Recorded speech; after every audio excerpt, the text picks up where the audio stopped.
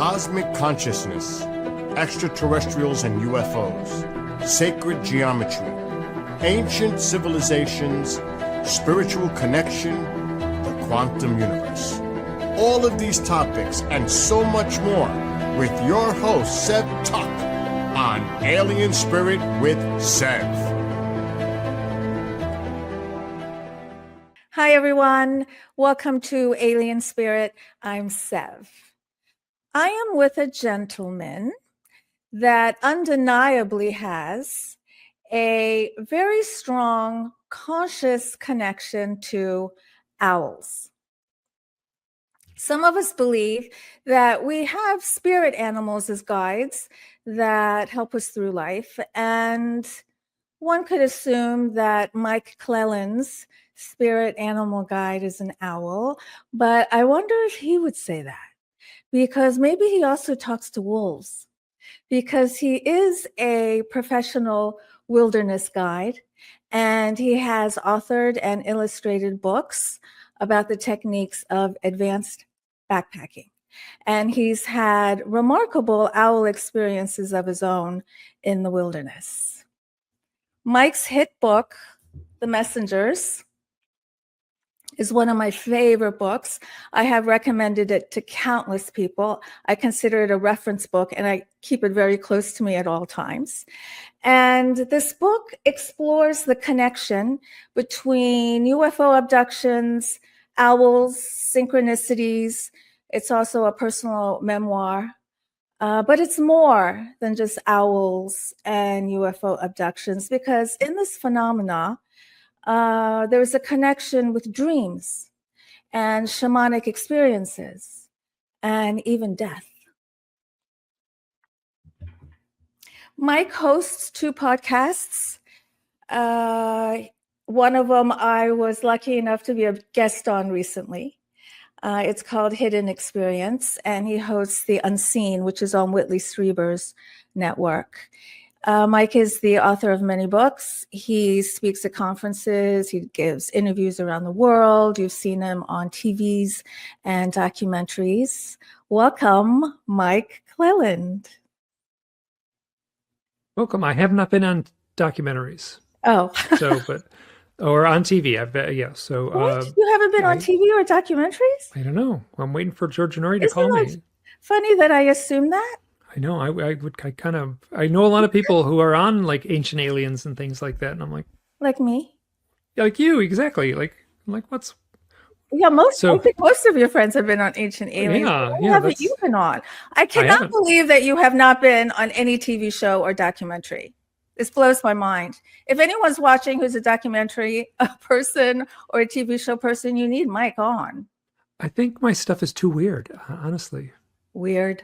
Weirder than having two red X's on your tush, talking to aliens. I think the world wants to. I think the world is so preoccupied with. Let me see if I can let myself up a little better. Tell me if I'm coming into. Am I too bright? No. Okay. I'm as far as but I think the world wants those Tic Tacs and Navy pilots talking about nuts and bolts stuff. They don't want us weirdos talking about synchronicities and spirit animals and stuff like that. So I think the general public is lagging behind your podcast. With you. Yeah. What do you think these drones are all about? I think they're man-made drones. Yeah, I think so too. Totally. But what do you think is going on? I can't waste any energy on it, because it's like if I've seen some footage and it looks just like a drone. Like it looks like it doesn't, like when you see even the footage of like something truly anomalous, like it's unsettling.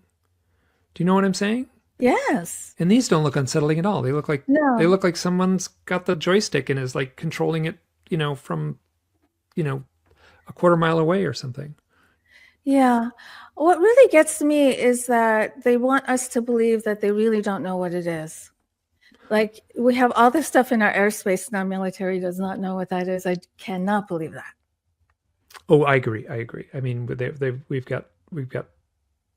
Oh, I don't want to waste my time with it.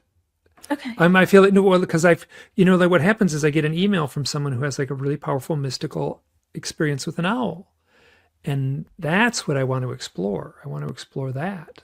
I want to talk to those people. Yes. And I do have some questions. I have 4 or 5 questions from your listeners on Hidden Experience. And they're good questions. We'll get to them in a few minutes. First, I'd like to start off with where you were born, where Detroit, you were Michigan. raised, and Detroit, Michigan, Mm-hmm. where you were raised. Southfield, Michigan, right next to Detroit. And what were you interested in as a kid or a young adult? Cartoons, drawing. I wanted to be an illustrator. I turned into an illustrator. I wanted to work for Disney and do animation as a little kid. So, and I did end up working in New York City, and I did a fair amount of animation for mostly TV commercials, Deadly Dull stuff, the Honey Nut Cheerio Bee. You drew the bee? It's so funny. People say that you drew the bee, and no, it was like a staff of like 40, and they've had dozens of commercials. I did one of them. So I didn't draw. You worked with the team. One person draws it. One person does it. I draw it with a pencil. I drew it with pencil, and then someone else scanned it, and then what's called inked it, or at the time it was done with a Xerox machine. So my God. It's so tedious, but so I did not. I certainly drew the Honey Nut Cheerio Bee and some M&M stuff, but I was part of a team. It would be on the TV commercial for 2 seconds, just whoosh, and it was like a team of 8 working for a month. So it's not that exciting. Do you miss drawing or illustrating? You know what? I started. I did it professionally in New York City, and then did book illustrations and magazine illustrations forever. And I found that I got really burned out. I don't miss it at all. I've been working doing book stuff. It's funny, if I need an illustration for a book, I just draw it. I don't have to ask anyone. That's really nice. Yeah. So I don't have to ask in it, because when I work as an illustrator, and also, it's going to sound really, when I worked for advertising, doing advertising stuff, doing illustrations for advertisements, people would say, I need one illustration. It needs to be 4 inches by 6 inches. Here's reference for something that you did before. This is what we want it to look like. Here's the product we want you to draw. Here's a pencil sketch our art director did, so you know what to do. And we need it by Thursday at 4:00. And I would go, great, awesome. And now people call up and say, hey, I got a book and I want some drawings, but I don't know how many, and I don't know when the book is going to be due, and I don't know, So with the advent of like desktop publishing and things like that, it became almost impossible to do illustrations because I couldn't, because I don't know, it just was a different relationship between me and the client. So. And then what would happen is, it's going to sound totally snotty on my part. People would do it. I would do a drawing, and the client would look at it and go, "Oh, that your drawing is so good. I know exactly how I want to change it." And then I would have to start over and draw it again. So anyway, I'm happy not to draw anymore. I sometimes do a little sketch on my own, but I haven't worked for hire in 15 years. Do you play a musical instrument? No, but I dress like I do right now, don't I? So yeah, I was telling Mike he looks like a beatnik. I could be in a jazz band in the 1950s. Yes. Yeah. So do you have a black beret? All right. I do not have a black beret, but yeah. Let's get to what everybody wants to know about, which is, what is the connection between the owls and the metaphysical, specifically UFO abductions? When I did the first book, the book you held up, Richard Dolan was the editor of that book. It is since I now have the rights to it, so it's now there you go, there it is. Yeah, so that's a great book. And when I was working on that book, Richard Dolan was kind of reading it and editing it, because I had given him some chapter samples and stuff like that, and he said, I'm going to publish this book. And he's a funny guy. He's very, very intense and serious at times. And he called me up and he's like, hey, Mike, I'm halfway through this book and I really like this book and I'm really looking forward. Like, when do you get to the point in the book where you say, like, what it all means, like what the owls mean? And I was kind of like, you're going to be disappointed, because my honest answer would be, it's a genuine mystery. then I don't have a good answer. Well, I have some good answers, but I don't know if they're true or not. How's that? So I think I should do this off the top of my head. I have 4 answers for what what owls might be. Okay. In their connection to the mystical, because I don't think it's so much that they're connected to UFOs. I think it's more that they're connected to like a highly charged human experience. I can talk about that too. But number 1, that owls are an alarm clock. So they're just simply here to wake us up. So they're playing that alarm clock role. People see an owl in conjunction with a UFO. It's a wake up call for some. So it's to wake you up. And then number 2 is that owls are the totem of the transformational process. Like when people are transformed, I think that's what I'm looking at. That's what I'm finding in my research. Like why is the owl in some reports and not in other reports? And I find that the people go through a transformation. Oftentimes it's like a spiritual transformation. They'll have it's very common for people to say, "Oh, I saw this UFO and saw this owl, and then I had a spiritual awakening." It's not 100%, but there's definitely a pattern. So that kind of transformation takes place. And that the owl would be an archetype. So we are not, like an archetype in like ancient mythology, or let's say, you watch Star Wars, and on the surface, it's Luke Skywalker having an adventure. He's flying around in his starfighter and having lightsaber fights and stuff like that. But what you're truly seeing is a hero story, the story of the hero. He is the archetype of the hero.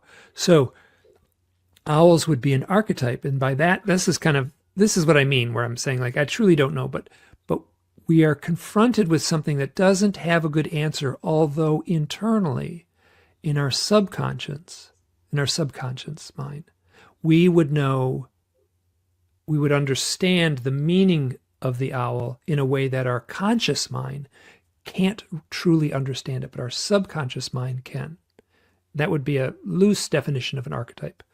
And then, so those are the kind of things I was dancing around with in the book, because I truly don't know what the owl might symbolize and what it means.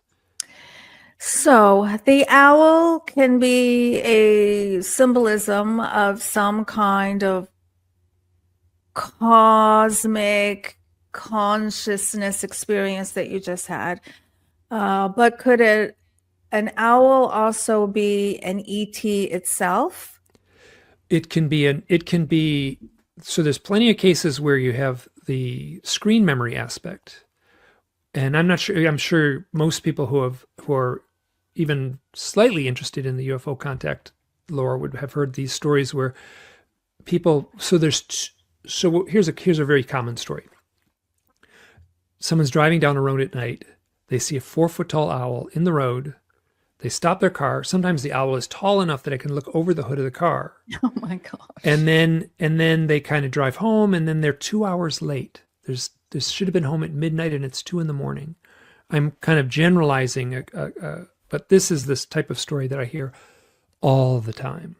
And then I've talked to hypnotherapists. I've talked to Yvonne Smith and Barbara Lamb and Leo, and they were all very clear that they would have people under hypnosis, and they would say, "Okay, now describe this owl that you see in the road." And they'd say, "Well, it's bald and it has these big black eyes and it's wearing a tight-fitting spacesuit, and I don't think that's an owl. It's really skinny." And they're describing a prototypical gray alien. Ah. And so the implication is that the ETs, most specifically, seemingly the gray aliens, are somehow putting a psychic, they're putting a psychic projection into the mind of the observer, and the observer thinks he's seeing an owl when there's actually a gray alien standing in the road. Here's another thing that I get all the time. People say, "Oh, I saw this huge owl in the road," or "I saw a huge owl in my backyard," or "I saw a huge owl, like on a walk on the sidewalk, and it stopped me, and I looked at this owl, and it looked at me, and I got this eerie feeling. And then they go through, like, you can do it online, you can get a bird book. In North America, there's not really that many big owls. There's really only like 3 big owls.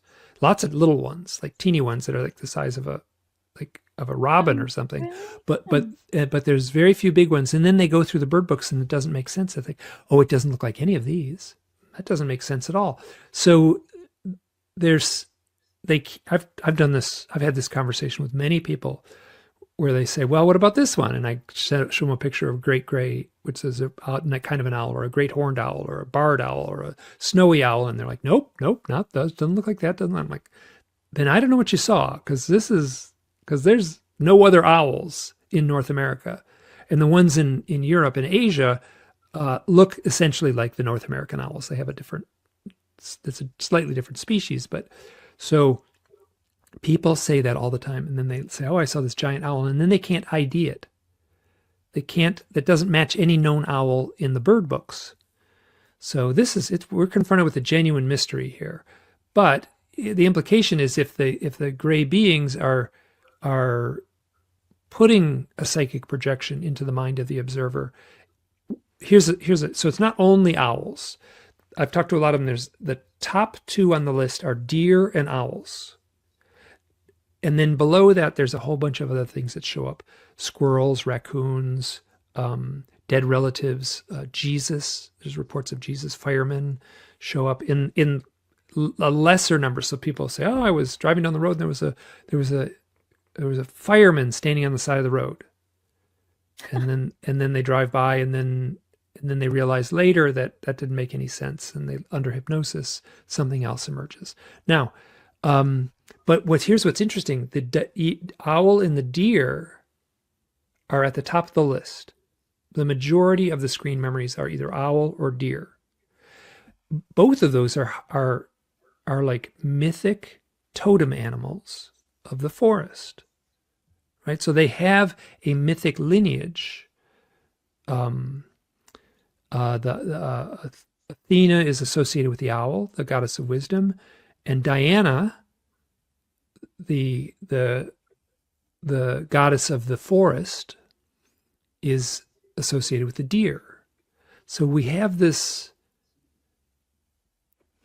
This is, for me, I may be totally off base, but for me, this is the most interesting part of trying to do this research, is kind of pulling on these threads and seeing what clues might emerge. Now, I might get really good clues. They might lead nowhere, but I've tried to document my searching, the process of my searching in this research. And that a lot of that book, The Messengers, some of the things I talk about, I feel like they come to a dead end, but I have to kind of exhaust the thought process of how I'm digging into this. Can you tell us a couple of deer stories? Oh, sure. A woman is at her house. She knew she'd been having contact experiences, and there was a bright flash outside. And she goes out and she stands on her porch, and she's looking into the darkness, like, what made that bright flash? And so she's on the porch in front of the house, and the porch kind of juts out a little bit. And then she looks right to the side of the house, and there are 4 gray aliens standing there. And she looks at them, and they look at her, and then they go, and they kind of morph into 4 deer. And then the deer walk backwards around the corner. She said it was really eerie and awkward. They doop, doop, doop, doop, like they kind of walked backwards and then went around the corner of the house.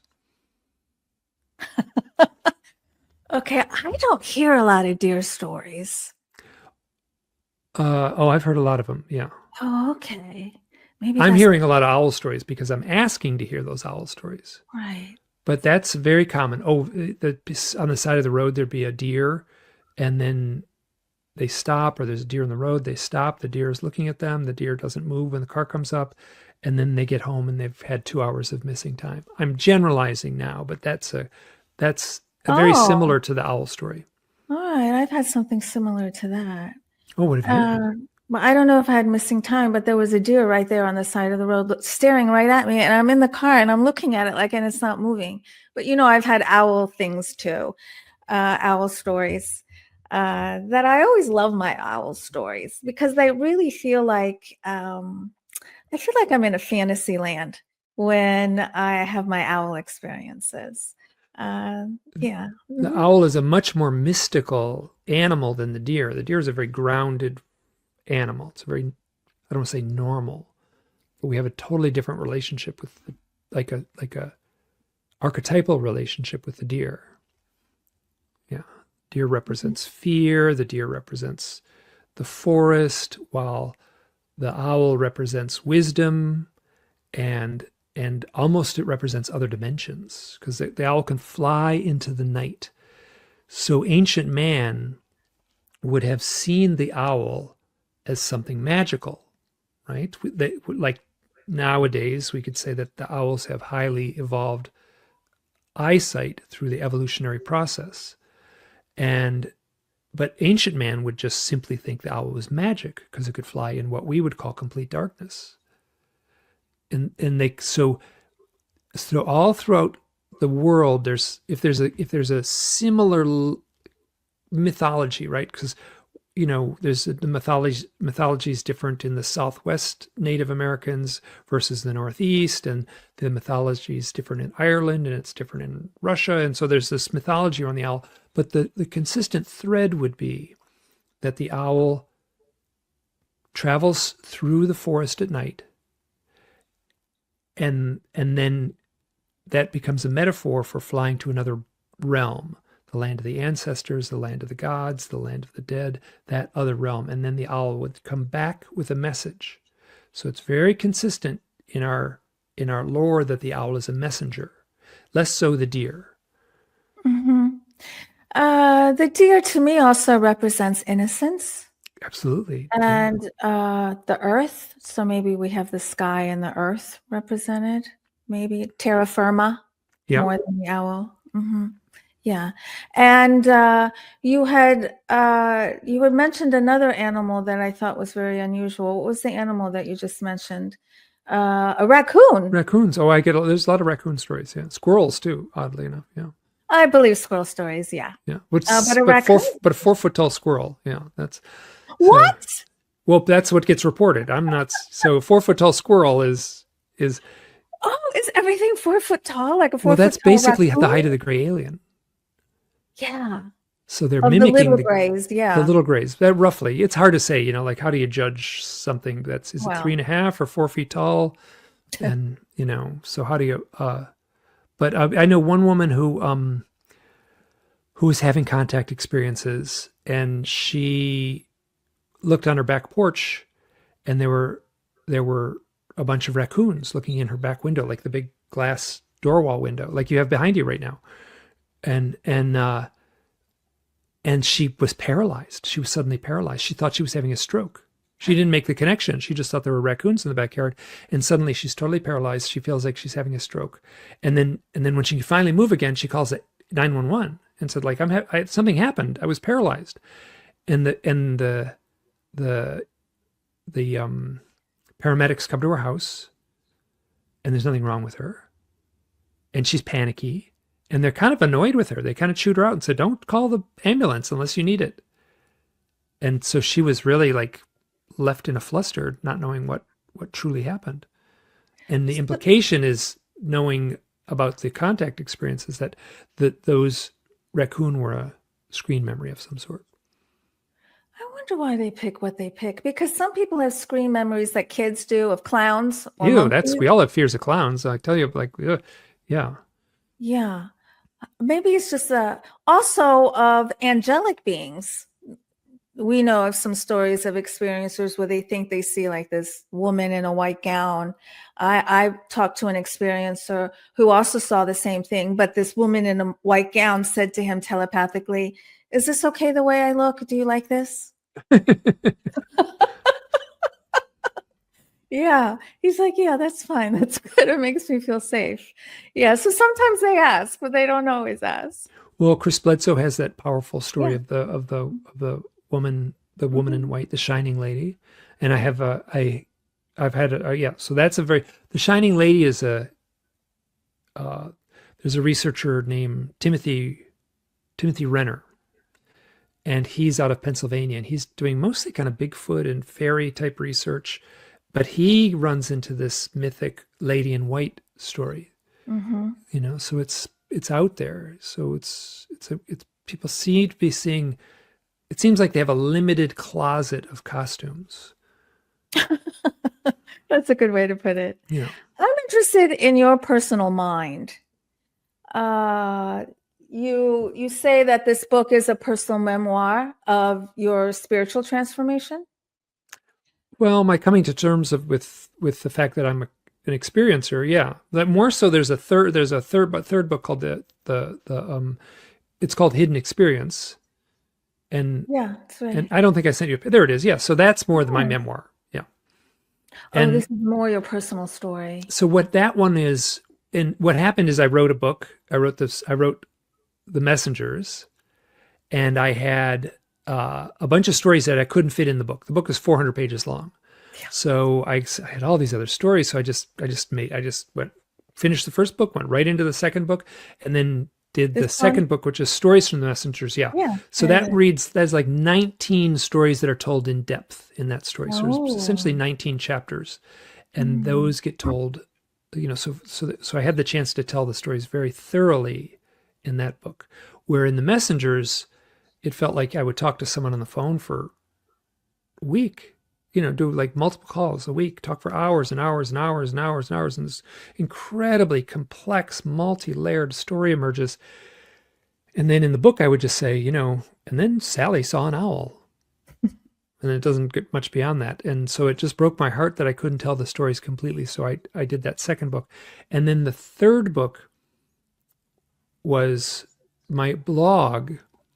I started my blog in 2009, and the blog was going to be 10 years old in 2019. So when I was like, I started the blog not knowing I had UFO contact experiences. I had some funny stories. I was having a lot of synchronicities. Yeah. So 2009, which is less than 20 years ago. You didn't know that you were a contactee in 2009, but you saw a UFO when you were a little boy. Yeah, I saw 5 gray aliens in my yard when I was 32. So, I worked hard to like cram that shit down and like not deal with it. Yeah. So, can I swear on the show? Yes. Okay. Okay. And then, so I was totally denying it, and it made my life a mess and stuff. So when it did come time to come to terms with this stuff, it was the owl sightings were actually what was more powerful in a way than the UFO thing. Because I could kind of say like, oh, these UFO things, that's too absurd. I'm just going to dismiss that outright. But the owl stuff was happening to such a degree over and over for about 6 years. I saw so many owls. Oh, my dear Lord, it was just outrageous. But so that third book with the Hidden Experience book was, I took my blog posts, because I was blogging in real time. I was having experiences, and I would go right on the blog, and I would say like, this happened last night. This weird thing happened to me last night. Or I woke up this morning and had this powerful dream. Here's my dream. It's interesting. It doesn't seem like that long ago, but between 2009 and probably 2014, I was blogging somewhat compulsively, and people were reading it, and I had a real great crew of people that were reading it and that I was interacting with, and a lot of them became my friends and such. So I was interacting with people in a way that I don't think you can do. I think there's so much stuff online now that I think it's hard to do that in any meaningful way. Mm-hmm. But it felt very immediate, and so I was processing in real time. So the book is essentially my diary, my public diary of me processing. And by the end of it, I was like, oh, this is real. It's happening to me. I've got no doubts. It's really admirable how vulnerable you're willing to be. And do you think this whole phenomena includes the desire to be vulnerable. Well, if you're not willing to be vulnerable in the sense that essentially saying, I don't know, or you're saying if I do know, it's something that the majority of our population would dismiss outright. You know what I mean? Like Yes. saying you're being abducted by aliens is synonymous with being insane to most of the population. So you have to be pretty, you know what it was? I was doing cartoon work and stuff like that. Like I wasn't president of the bank. You know, I wasn't a brain surgeon. Like I didn't have any reputation that I needed to worry about. So I was free to talk about whatever I wanted, because I was doing sort of cartoon work for these books and stuff. A lot of the work that I did was very cartoony over those years. So that I was working as an illustrator. So I was kind of free for that. And then it happened kind of by accident where I really didn't want, I started the blog and I was only going to talk about my synchronicities on the blog. And those are great blog posts, right? They're short. They got a little punchline. I got a lot of them. And I was going to do a blog of synchronistic experiences. And then very quickly, all of a sudden, this UFO stuff started happening. And I started putting that online. Yeah. Yeah, you can't ignore that aspect of what you do. I guess you try and just kind of separate it, but it always comes back in. Yeah. The whole UFO thing. You think this is a push from the ETs to get us to be more aware of what we're conscious of and what we're not conscious of? Do you think that they're choosing owls to kind of help us break out of the mental straitjacket that most of us are in? Whether they're choosing owls for that, I think the archetype of the owl would imply that. Well, here, let me do one thing here. So there's 5 things. So when I first started doing this research, I just had my blog, and right at the top of my blog, I said, I want to hear your owl stories. And now I have another website, like a homepage and a blog. They're separate, but they all link together. And every page I've got, it says, I want to hear your owl stories. I've got a portfolio of illustration work. And it says there, I want to hear your owl stories, right on that page too. So it's there. And I've been getting them. And they show up. I'm flooded with them. I'm getting multiple owl stories a day and have been for 15 years, 16 years now. Still, every day. Every day. It's increasing. I'm getting more. So, All right. So what's happened is I'm getting, and this is something I care. I want to tell this part because initially it was just owls and UFOs. I thought, that's what it is. It's owls and UFOs. But very quickly it was owls and a bunch of other things were showing up too. So I was seeing a pattern. And here's the pattern. It was owls and UFOs, which I could talk your ear off about that. And then the other one is owls and meditation. People seeing owls during meditation or after coming out of meditation, or they have an intention to have they ask a question and then the owl shows up. Owls and psychedelics. People taking psychedelics, most particularly mushrooms, will see owls. Sometimes they're real owls. Like multiple people will see a real owl land on around the campfire. Mm-hmm. Or it'll be a visionary owl. You'll take a huge dose of mushrooms and you'll see a giant trippy owl that's 15 feet tall glowing and will talk to you and give you like a spiritual shamanic message. Those are 3. So the 4th would be owls and shamanic initiation, where people are seeing owls around the time of their initiation into being a shaman. This is well understood in the community of shamans. And I'm not in that community, but wow, they find me and tell me their stories. And then the last one is owls and death. And the stories of owls and death don't match, the stories I'm getting don't match the lore. The folklore of owls and death is the hooting of an owl is a harbinger of doom, like, a loved one will die. But that's not what I'm finding at all. What I'm finding is after a loved one dies, most often a parent, an owl will come to visit them, make itself very pronounced, very well known, literally flying in the house sometimes. And the interacting with the owl after the parent dies, they'll often talk to the owl as if it is their dead parent, and Yes. it will be part of the grieving process will be alleviated in the Yes. presence of that owl. That is very common. So these 5 modalities: UFOs, meditation, psychedelics, shamanic initiation, and death. I call these highly charged human experience. So the owl is not necessarily connected to the UFO part. It's connected to this collection of modalities that are all highly charged. And they're all fairly mystical, right? So psychedelics are mystical, meditation is mystical, death has a mystical quality to it. The UFO, you would have to put it into that mystical collection.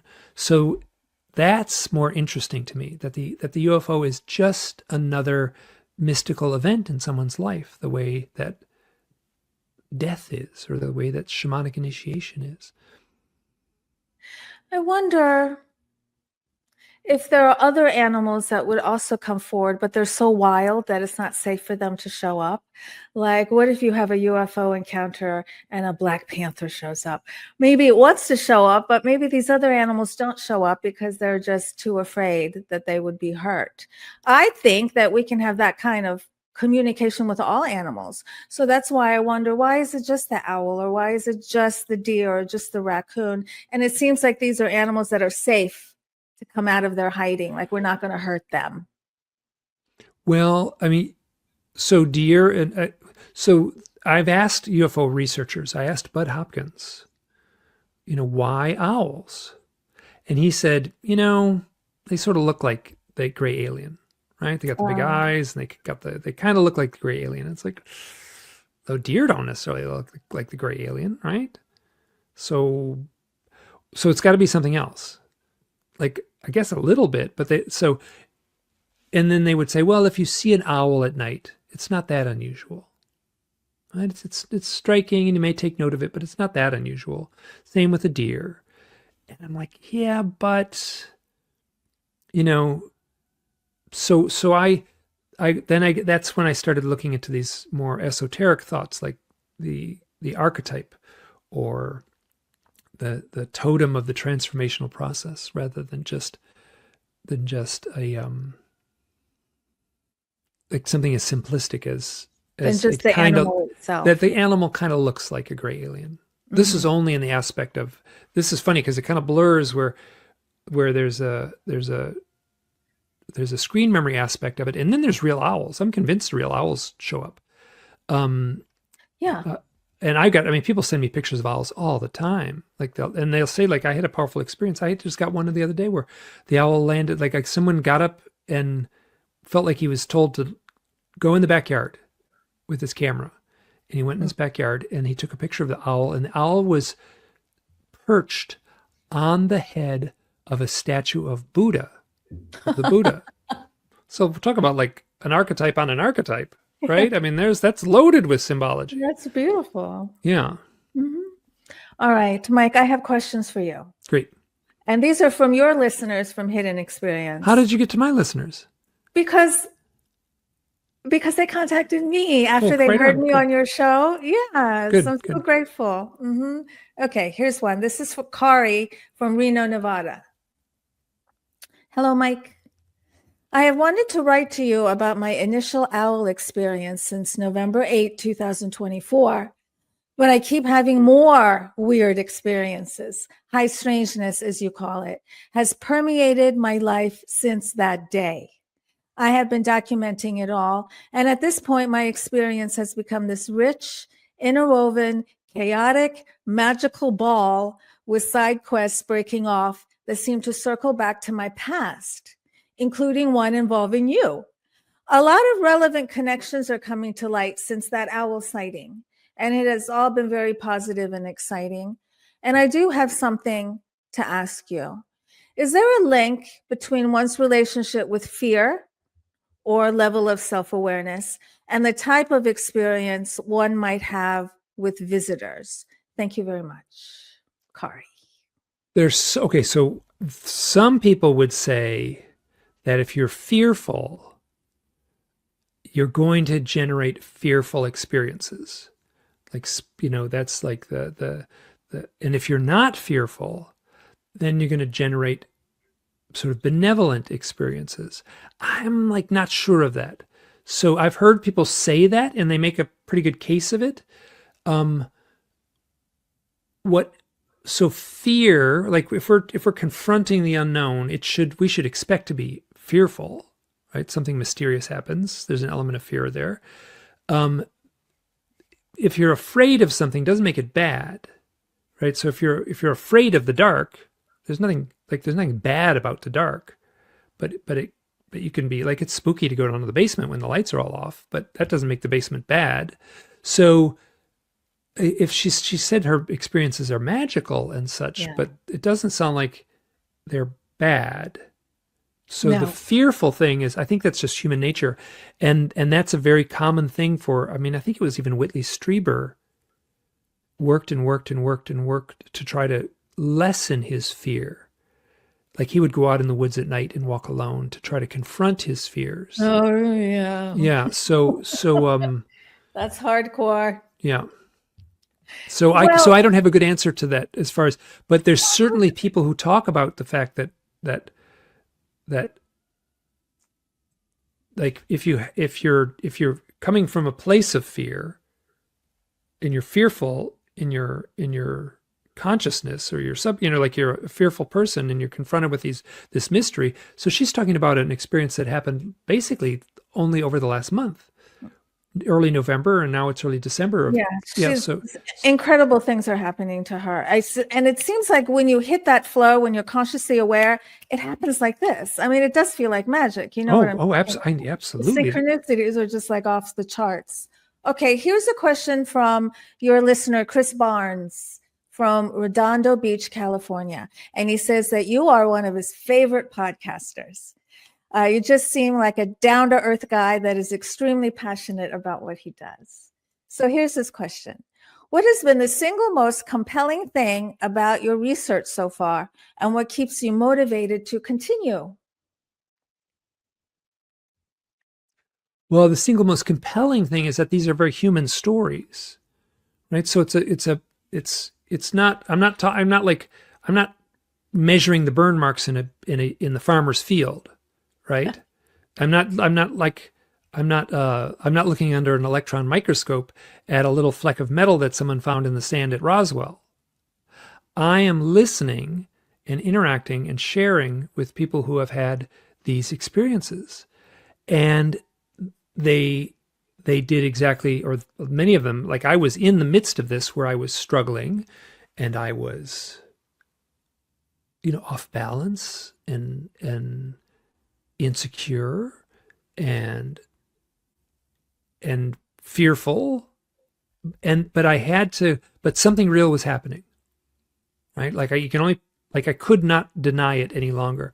So, it seems like everyone has their own story. What I find the most interesting, and I wrote about this in the Messengers at length, is that the events seem to be orchestrated and tailored to meet the individual, right? One person will have one set of events, and another person will have a different set of events, and each seem to be very much tailored to that person.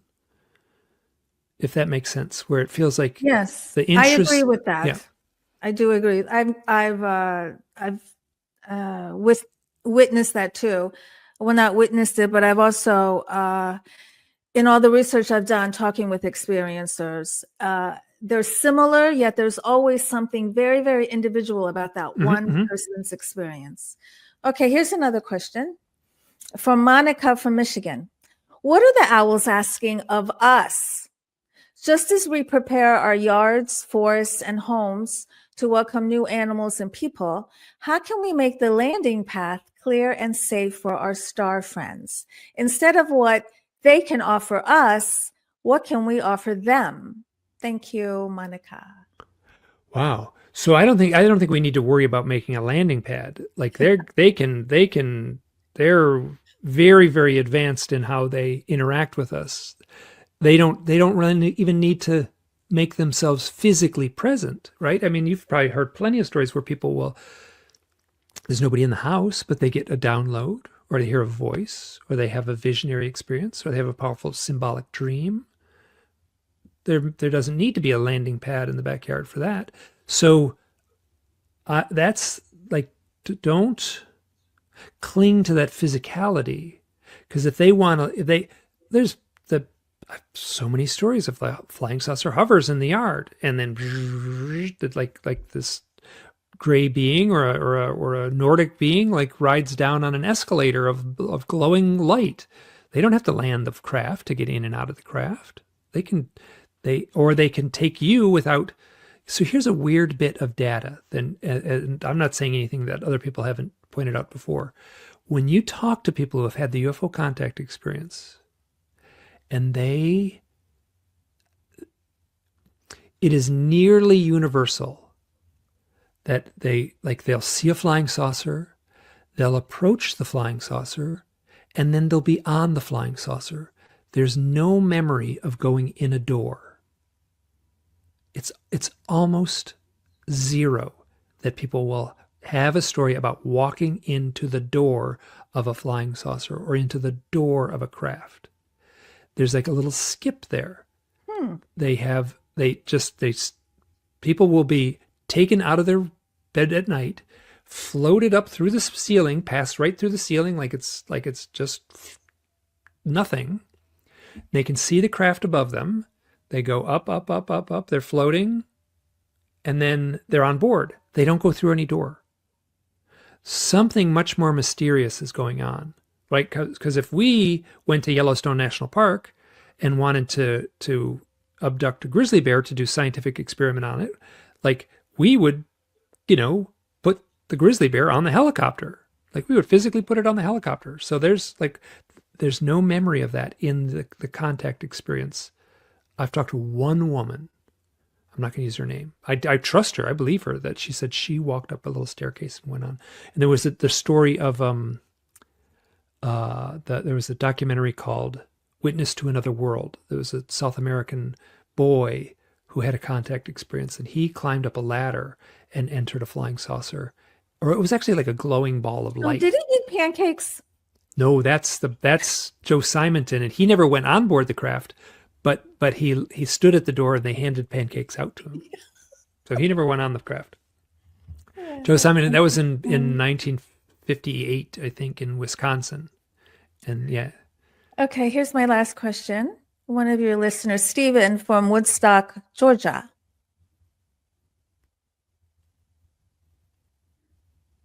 When we pull hard on the thread of the phenomena, how much of our existing way of life, collectively speaking, do you think unravels? Take any time frame you find most interesting. So if we're pulling on the phenomena, we're engaging the phenomena. We're pulling on that thread, right? What happens in this is that you are confronted with a different form of reality, right? And this is something that I'm not looking at the big totality of the UFO subject. I'm looking at this really narrow sliver of UFOs and owls. So, and that is the most mystical. That little, right? There's government conspiracies and all kinds of issues and that are part of this big continuum of UFO stories. I'm not interested in that. I'm just interested in the owl stories.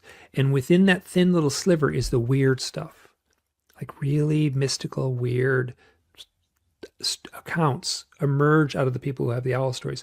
So if you're pulling on that, what I've found from my own direct experience and from talking to many people is they are like, their old definition of reality falls apart. And you must know what I mean as far as like, oh, like whoever these beings are, they can see into the future, they can look into the past, they can communicate with us telepathically, they can seemingly generate synchronistic events that orchestrate a wake-up call, a cosmic wake-up call in the observer, and then and then in confronting that, you are gonna, unless you're already a mystic and you're already at peace in that realm of the netherworld, you're gonna find that your definition of reality will fall apart, and then it needs to be rebuilt.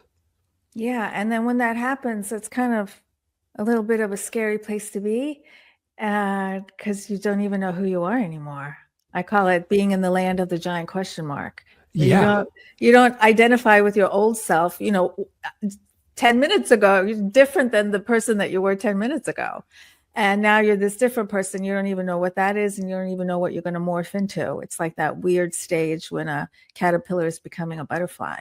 There's that weird stage where it just looks really weird. You don't even recognize it. Yeah. And that's how I see the metamorphosis, when there's this alarm clock, as you call it, of an owl getting your attention in such a way that you can't shake it for the rest of your life. Yeah. Well, it certainly hasn't impacted my life, where my life is just like, this has become the center part of my life for the last 15 years. And I would drop it in a heartbeat if it proved to be uninteresting. It continues to be fascinating. Do you think your spirit guide animal is an owl? I would put money on that. It's funny. Like, I feel like it's so, what happens? Oh, this happens so much.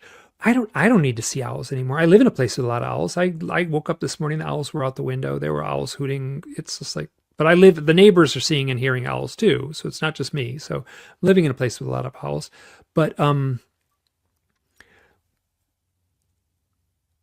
it feels like, okay, what was your question? I just got sidetracked there.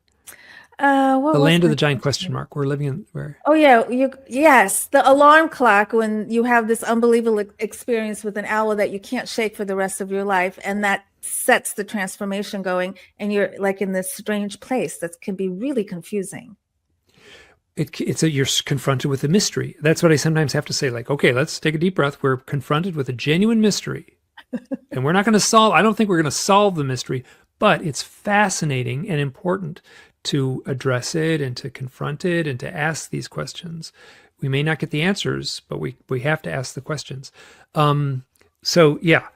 I also think it's very brave for those of us who decide to do that, who decide to sit, what I call, in that land of the giant question mark, where you don't know who you are anymore, and to start this path of self-introspection. I think it's only for the brave. And I wonder if maybe the owls know who's brave enough to start the transformation. Maybe they get a little message. It's like, oh, that one's ready to understand their quantum abilities. Why don't you go over there and fly right over their head and see what you can do for them? Mm-hmm. Mm-hmm. Because do you think the owls are coming to people who are not ready? Sure. Oh yeah. I think a lot of people. I wasn't ready. I was, it was interesting. I was in a place, I saw a bunch of owls with this woman, Kristen, and I'm still friends with Kristen. And this is back in 2006. This is, the first bunch of pages in the book, The Messengers, is the account with Kristen and I. But I was at that chapter of my life where I was kind of like, I need to look into this UFO stuff. So I went out camping with this woman, Kristen. We saw a bunch of owls, and I came out of the woods basically, I need to look into this UFO stuff. We didn't see a UFO. We saw owls. But I was, from that point on, I was doing two things. I was looking into my own UFO accounts, trying to make sense of them. Yeah. I would say, oh, I'm going to look at them, but then now I'm denying it. Now I'm like, maybe it happened, but now I don't want it to, it's too much, So I was struggling. I was denying, and there was a push and pull. I was fascinated, at the same time I was denying it. And then at the same time, because of the owls, I was asking people, like I met with Leo Sprinkle, for instance, and asked him about owls. And I said, oh yeah, of course. The owls are all over this subject. And then he would say, oh, we should call this person. So I'd call someone up who had had the contact experience. So I'd have a kind of a Like, what do you call your Alcoholics Anonymous buddy? Is your you know? Oh, I can't remember. Yeah. So I like I know. was basically, yeah, like, or you're Was like it Bob something? I can't. yeah, the little, or like you have to, like, your buddy system when you go on a field trip as a 9-year-old to the, art museum or something. So, but I found these helpful characters, these people who were a little further down the path than I was. And that was really important. And I would ask them, hey, have you ever had any odd owl experiences? And it wasn't everyone, but wow, there was a real pattern where they were like, oh, I've got a weird owl story. No one ever asked me that. Here's my story. And that's what those weird stories have been the golden thread that I'm just content to pull on. And Maybe- you're so patient. Are you the only person on earth doing this owl metaphysical consciousness work? And you're so patient with everyone who sends you their stories. Well, I got to be careful because I can't get back to everyone who sends me a story. Yeah. I would love to get back to everyone. I can't. I simply can't. It's just too much. Yeah, I understand.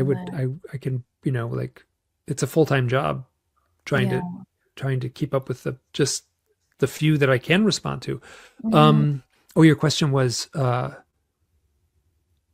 what was, I don't think I had a question. I think I was just making a statement. I'm patient. You said I was patient where, and it's more that I'm,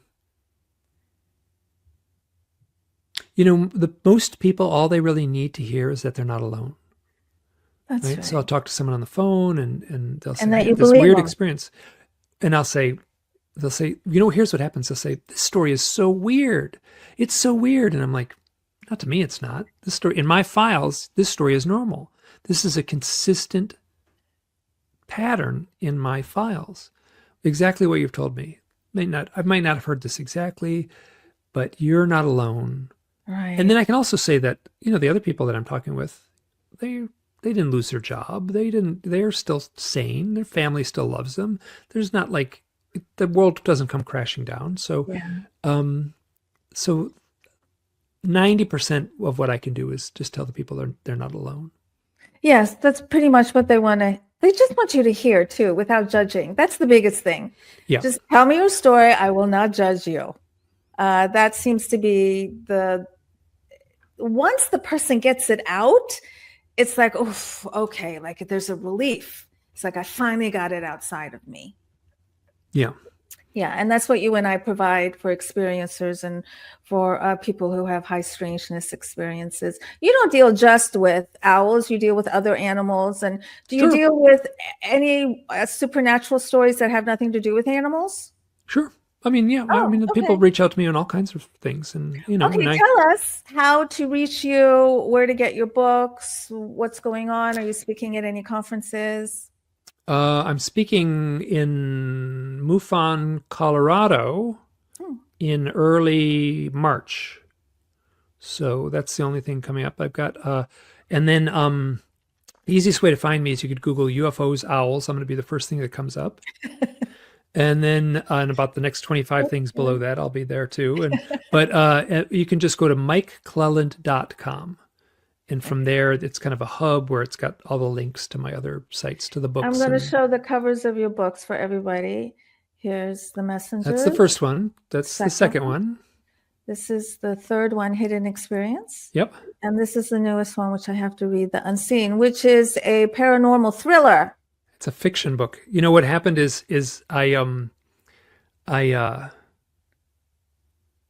if you stack the 3 books up one on top of each other, boom, boom, boom, all 3 books, it's 1,000 pages. Wow, Mike. It's 1,000 pages of UFOs and owls. And people say, hey, Mike, could you write another book? I'm like, well, I could, but it would be the same story over and over and over again. If I can't say it in 1,000 pages, it's not going to do anyone any good to add another book to the list. That's basically saying the same thing. But aren't you adding another book? Aren't you writing about deer? So I'm writing the fiction. So fiction is a way for me to sort of play with this story. And I'm working on the first book that the Unseen, with the cowboy on the cover. That book has a lot of owls in it. And then the second book, I did. This was your illustration I drew that. Yep. I did the hand lettering so and everything. everyone yeah. knows how good you are. Yeah. Okay. Well, that was, I wanted to do that as a comic book. So I kind of kept the cover in like a comic book kind of style Oh, yes. on purpose. I can see that. But so there's lots of owls in that book. I had to be careful because I didn't want to put too many in. Yeah. Like, so there's a plenty of owls in the first book. And then the second book, I didn't expect to write a sequel, but my readers were like, you can't end the book like that. They were really mad at me.